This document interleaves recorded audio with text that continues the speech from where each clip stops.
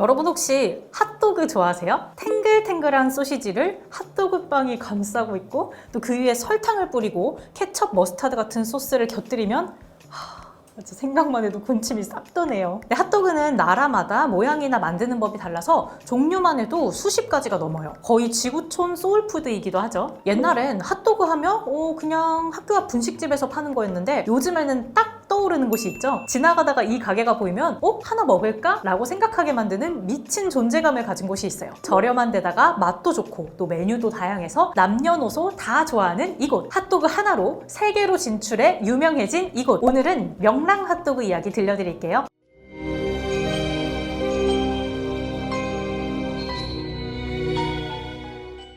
명랑 핫도그는 사실 명랑시대 쌀 핫도그로 부르는 게 맞아요. 간판을 보시면 아시겠지만 이게 풀네임이거든요. 영화 명량 때문인지 명량 핫도그라고 부르시는 분도 계신데 사실 아까 저희 PD님께서도 명량 핫도그라 그랬어요. 아무튼 이 브랜드의 시작은 2016년 9월 부산대 근처였습니다. 포장마차나 분식집에서 팔던 우리가 흔히 아는 그런 핫도그를 파는 그저 그런 곳이었다면 이렇게 이야기를 다룰 기회가 없었겠죠? 명랑 핫도그는 생기자마자 엄청 인기를 끌었어요. 우선 가격이 저렴했거든요. 솔직히 대학생 때는 가격 착하고 빨리 먹을 수 있는 거면 장땡이잖아요. 그때 당시에 가격과 메뉴를 보면 가장 기본 메뉴인 명랑 핫도그가 1,000원이었고 전보, 체다치즈, 목물치즈, 모짜렐라, 통가래떡 이런 추가 재료가 들어가는 핫도그들도 고작 해봐야 1,500원밖에 안 했거든요. 엄청 싸죠. 학생들 소울푸드인 컵밥이나 편의점 식품 그리고 분식보다도 싼 데다가 주문과 동시에 튀겨져서 바삭하고 또 밀가루 반죽에 쌀가루까지 들어가서 덜 느끼하다는 평가도 있었어요. 게다가 핫도그 하면 또 소스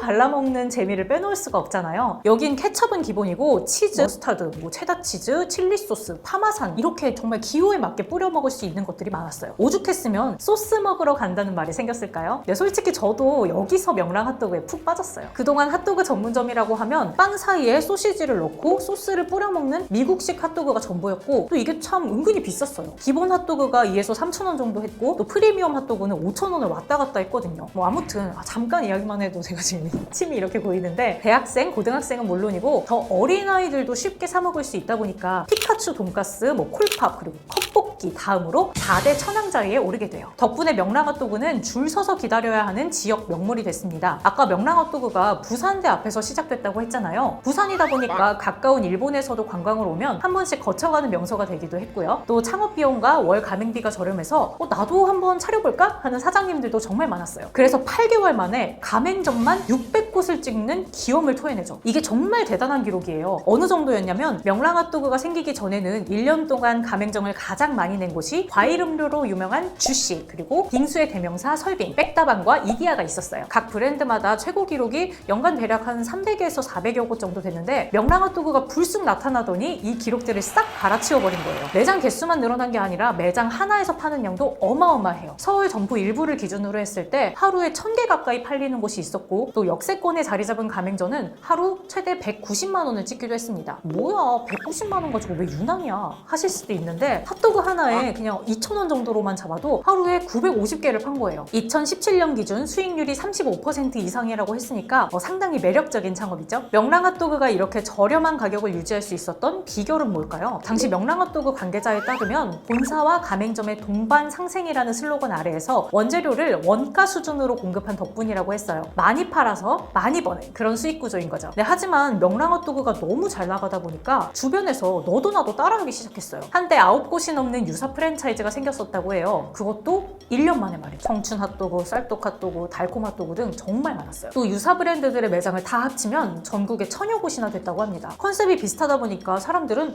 여기가 거긴가? 하면서 점점 구분을 하기가 힘들어졌어요. 심지어 지금은 종영하긴 했는데 먹거리 엑스파일이라는 프로그램이 있었잖아요. 여기서 크게 이슈가 되어서 대왕 카스테라가 자취를 감춘 후에 다음 타깃으로 명랑 핫도그를 지목했다는 루머가 떠돌면서 잠깐의 위기에 놓인 적도 있어요. 자, 이렇게 핫도그 시장에서 경쟁이 심해지면 당연히 힘들죠. 그런데 현재 남아있는 곳은 거의 없고 명랑 핫도그만 1위를 지키면서 살아남았어요. 그 비결이 뭘까요? 간단해요. 신메뉴를 꾸준하게 개발하면서 동시에 맛은 변함없이 지켰어요. 가격도 여전히 저렴했고요. 작년까지만 해도 거의 모든 메뉴가 2,000원을 넘지 않았습니다. 그리고 위생관리를 철저히 하는 건 당연하고요. 그리고 사이드 메뉴 개발에도 소홀히 하지 않았어요. 그 명랑핫도그에서 혹시 떡볶이 드셔보셨어요? 안 드셔보셨으면 한번 드셔보세요. 떡볶이 국물에 핫도그 찍어 먹어도 진짜 맛있습니다. 명랑핫도그는 짧은 기간 동안 많은 일을 겪었는데요. 그 와중에 국내에만 머무르지 않고 해외로 눈을 돌렸어요. 무한 경쟁의 지옥인 한국을 벗어나서 세계를 무대로 뻗어나가기 시작한 거죠. 아무리 생각해도 국내에서만 사업을 하면 한계가 뚜렷한 게 뻔했거든요. 실제로 2018년 1000번째 가맹점 이후 폭발적인 성장이 어려웠어요. 대신 한국식 핫도그를 안 먹어본 외국인들이라면 충분히 승산이 있다고 본 거죠. 물론 해외에선 우리가 흔히 보는 형태의 핫도그를 콘도그라고 부르고 역사도 1920년대부터 시작됐을 만큼 아주 오래되기는 했어요. 네, 근데 한국식 핫도그는 또 그것과는 또 다른 매력이 있었거든요. 아무튼 명랑핫도그는 현재 미국, 말레이시아, 캄보디아, 중국, 호주로 뻗어나가서 지역 맛집으로 유명하다고 해요. 예전에 미국의 래퍼 카디비가 명랑핫도그를 방문하고 인스타로 인증을 해서 화제가 된 적이 있었죠. 특히 미국 한인 커뮤니티 인터뷰에 따르면 이게 미국인들이 진짜 절대로 싫어할 수가 없는 조합이라고 합니다. 밖에 입힌 쌀튀김 가루가 누룽지가 돼서 식감은 바삭하고 안엔 소세지, 치즈가 들어가 있고 겉은 또 다양한 소스까지 삼위일체가 돼서 거부감이 없기 때문에 많이들 찾는다고 해요. 가격도 1.99에서 4.99달러로 저렴하다 보니까 LA 지점에서는 1시간씩 줄을 섰고 또 급기야 1인당 5개씩만 판매하겠다고 한 적도 있었죠. 자, 그렇다면 명랑핫도그의 근황은 어떨까요? 여전히 승승장구하고 있을까요? 네, 우선 가격이 올랐어요. 네, 작년 말부터 인건비, 임차료, 재료비 인상 때문에 500원 정도가 비싸졌는데요. 그래도 기본 핫도그는 1,500원, 이외 대부분의 메뉴는 2,000원대 후반 가격대로 책정이 되면서 사람들도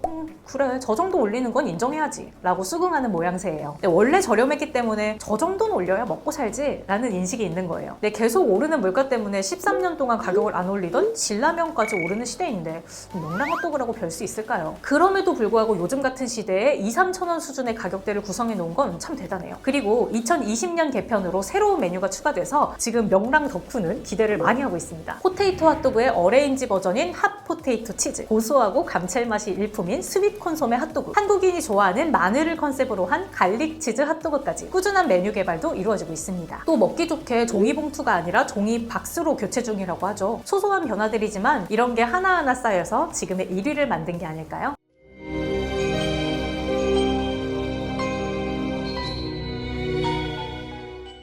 저렴한 가격에 맛까지 훌륭한 명랑핫도그 1,000호점 돌파에 해외 지점까지 내며 끊임없이 발전하고 있는 모습을 보면 과연 올해엔 어떤 새로운 것을 보여줄지 기대가 됩니다. 오늘의 마녀스푼은 여기까지입니다. 이야기가 마음에 드셨다면 구독과 좋아요 부탁드리고요. 저는 지금까지 마녀스푼의 마녀언니였습니다. 다음 시간에 만나요. 안녕.